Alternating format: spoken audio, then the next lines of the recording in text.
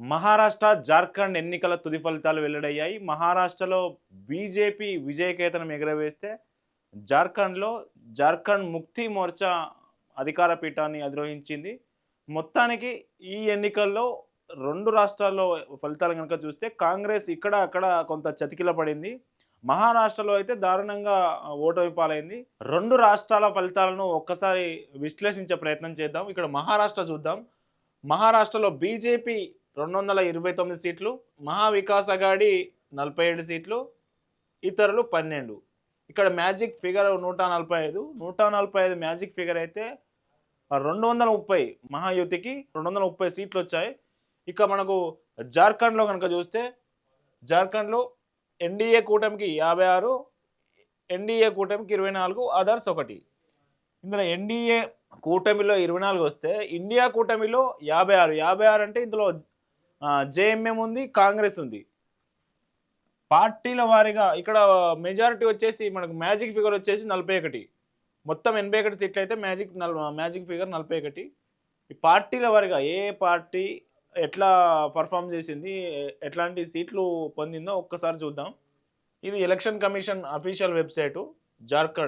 జార్ఖండ్ సంబంధించి జేఎంఎం జార్ఖండ్ ముక్తి మోర్చా 34 సీట్లు, BJP 21, Congress 16, RJD 4, CPI 2.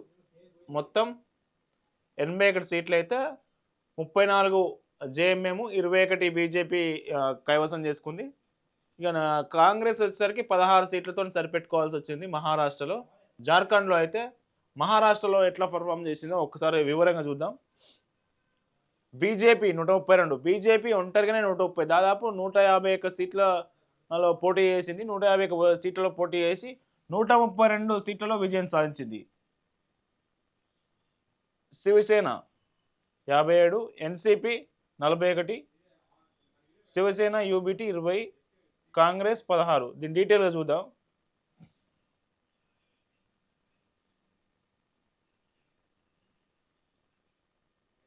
Okay,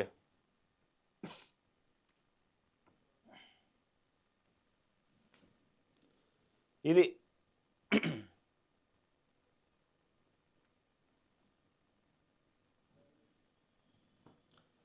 ఇది ఎలక్షన్ కమిషన్ అఫీషియల్ వెబ్సైటు. ఇందులో ఉన్న ఫలితాలు కనుక మనం చూస్తే, భారతీయ జనతా పార్టీ 130 స్థానాల్లో విజయం సాధించింది, 2 చోట్ల లీడింగ్లో ఉంది. శివసేన, ఏక్నాథ్ షిండే వర్గం శివసేన 57 సీట్లలో విజయం సాధించింది, లీడింగ్ 0, 57 సీట్లు. ఎన్సిపి ఇది అజిత్ పవార్ వర్గం 41 సీట్లు. శివసేన యూబీటీ ఇది ఉద్ధవ్ థాక్రే వర్గం 20 సీట్లు. కాంగ్రెస్ 16. మనం కనుక చూస్తే కాంగ్రెస్ అక్కడ 16, ఇక్కడ 16, అంటే 81 సీట్లున్న జార్ఖండ్లోనూ అదే పర్ఫార్మెన్స్ చూపించింది. మహారాష్ట్రలో 288 సీట్లున్న మహారాష్ట్రలో కూడా కాంగ్రెస్ పర్ఫార్మెన్సు సేమ్ ఉంది, సేమ్ సీట్లు సాధించింది. ఎస్పీ 2, ఈ శరద్ పవార్ వర్గం ఎన్సిపి 10 సీట్లు వచ్చినాయి. జయసూర్య శక్తి, జన్ స్వరాజ్య శక్తి 2 సీట్లు. చిన్న చిన్న పార్టీలన్నీ 1-2 సీట్లు కైవసం చేసుకున్న పరిస్థితి మనం ఇక్కడ చూడొచ్చు.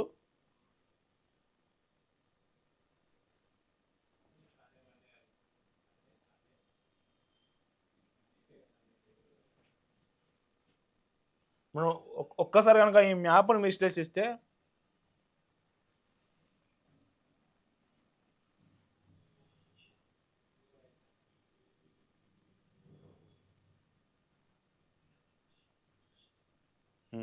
ఈ మ్యాపు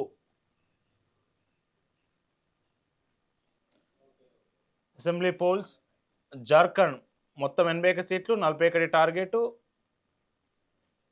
టార్గెట్ అంటే మనకు magic figure. NDA 56, India 56, NDA 24.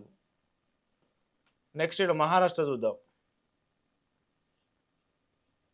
NDA 233, India కూటమి 49, అదర్స్ 6.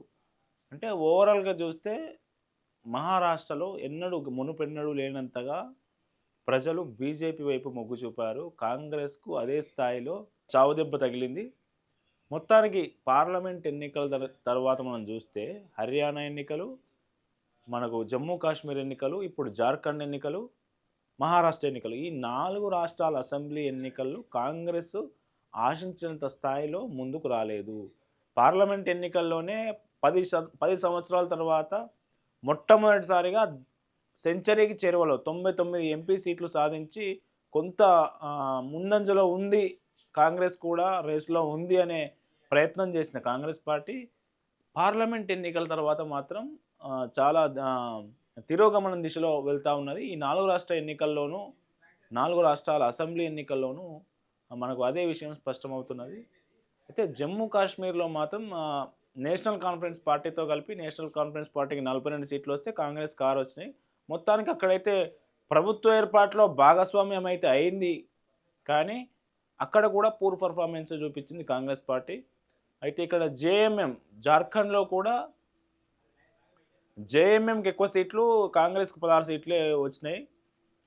16 సీట్లలో అక్కడ 16, ఇక్కడ మహారాష్ట్రలో 16 సీట్లతోనే సరిపెట్టుకున్నది కాంగ్రెస్ పార్టీ. అయితే దేశంలో మెజారిటీ రాష్ట్రాలను పాలిస్తున్న భారతీయ జనతా పార్టీ, ఈ పార్టీని మోదీ నేతృత్వంలోని ఈ పార్టీని ఎదుర్కోవడానికి కాంగ్రెస్ పార్టీ ప్రాంతీయ పార్టీలను కలుపుకొని ఇండియా అలయన్స్ అనే కూటమిని ఏర్పాటు చేసి పార్లమెంట్ ఎన్నికల ముందు యుద్ధం ప్రకటించింది. అయితే ఈ కూటమి పర్ఫార్మెన్స్ మనం వరుసగా చూసినట్టయితే ఈ కూటమితో భాగస్వామ్యం పొందిన ఏవైతే ప్రాంతీయ పార్టీలు ఉన్నాయో అవి లాభపడుతూ పోతుంటే కాంగ్రెస్ మాత్రం బలహీనపడుతూ వస్తుంది. మనకు యూపీ ఎన్నికల్లో కూడా ఎస్పీ అక్కడ బాగా బలపడింది, గతంతో పోలిస్తే బాగా బలపడింది, కాంగ్రెస్కు మొండి చేయి. ఆ తర్వాత ఏ రాష్ట్రంలో చూసినా ఇప్పుడు జేఎంఎం కూడా అంతే, కాంగ్రెస్ కూటమిలో భాగస్వామ్యం జేఎంఎంకి ఎక్కువ, కాంగ్రెస్ తక్కువ. ఇక్కడ కూడా మనకు మహారాష్ట్రలో కూడా అటు ఎన్సీపీతో కావచ్చు, ఇటు శివసేనతో కావచ్చు, 2 పార్టీలతో పొత్తు పెట్టుకున్నప్పటికీ ఎట్లాంటి ప్రయోజనం లేకుండా పోయింది. మొత్తానికి ఇక్కడ మహారాష్ట్రలో కాంగ్రెస్ పార్టీ ఇచ్చిన గ్యారంటీలను ప్రజలు నమ్మలేదనే విషయం ఈ ఫలితాల ద్వారా మనకు వెల్లడైంది. అయితే ఎగ్జిట్ పోల్స్ కూడా మహారాష్ట్రలో బీజేపీదే విజయం అనే సూచనలు తెలియజేశాయి. మొత్తానికి కాంగ్రెస్ పార్టీ తిరోగమనంలో వెళ్తున్నది అని చెప్పడానికి ఈ 2 రాష్ట్రాల ఫలితాలను మనం చెప్పుకోవచ్చు.